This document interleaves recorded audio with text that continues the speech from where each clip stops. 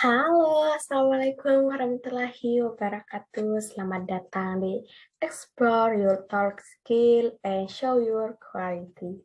Nah, teman-teman, di pembahasan sebelumnya sudah dibahas tentang pengembangan kepercayaan diri ya, cara mengembangkan kepercayaan diri dalam melakukan public speaking. Nah, teman-teman, sekarang kita akan membahas tentang tips cara mengembangkan kepercayaan diri saat melakukan public speaking. Nah, kenapa tips ini perlu? Karena kita perlu tahu loh cara-caranya, bagaimana cara atau langkah-langkah dalam melakukan public speaking itu sendiri. Nah, tanpa menunda-nunda waktu lagi, yuk kita bahas satu persatu. Nah, tips yang pertama adalah melatih berbicara di depan teman-teman.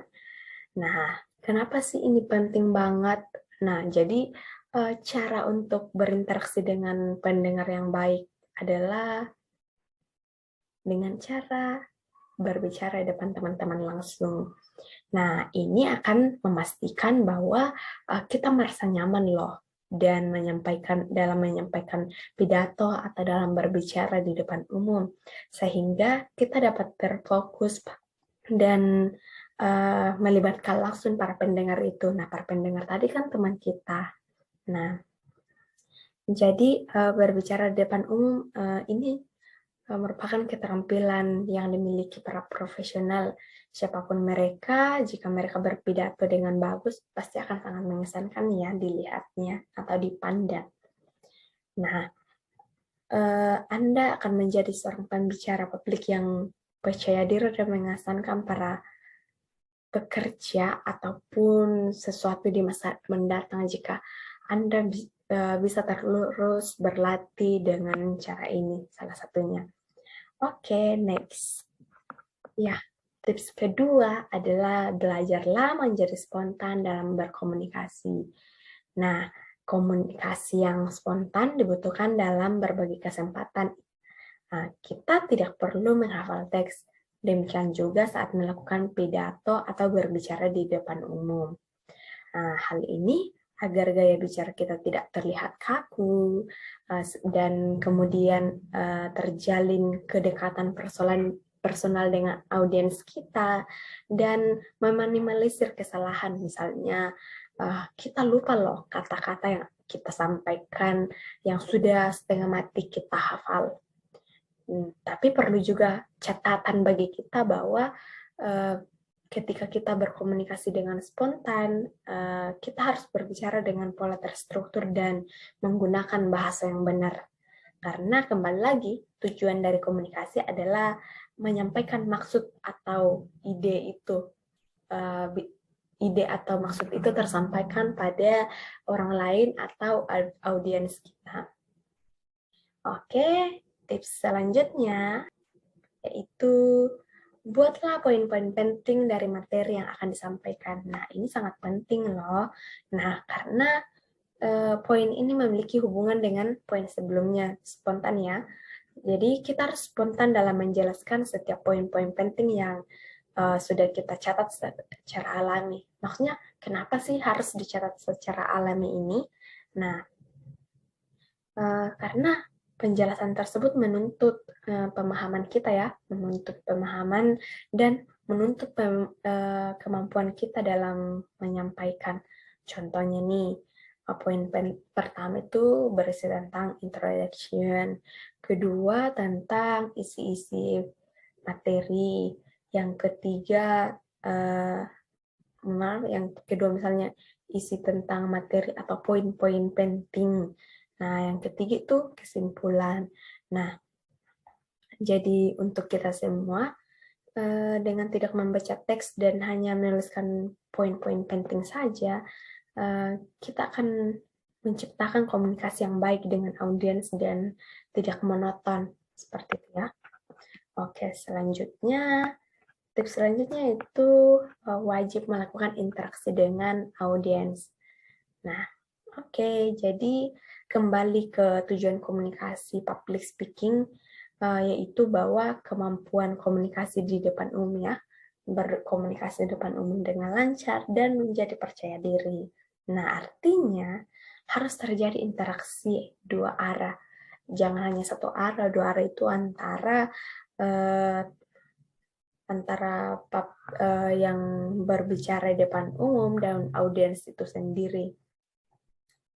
Nah, jika dibutuhkan juga untuk supaya terdapat interaksi dengan audiens, perlu dilakukan yang namanya seperti ajakan untuk audiens kita. Contohnya diajak ke depan, terus kita kalau misalnya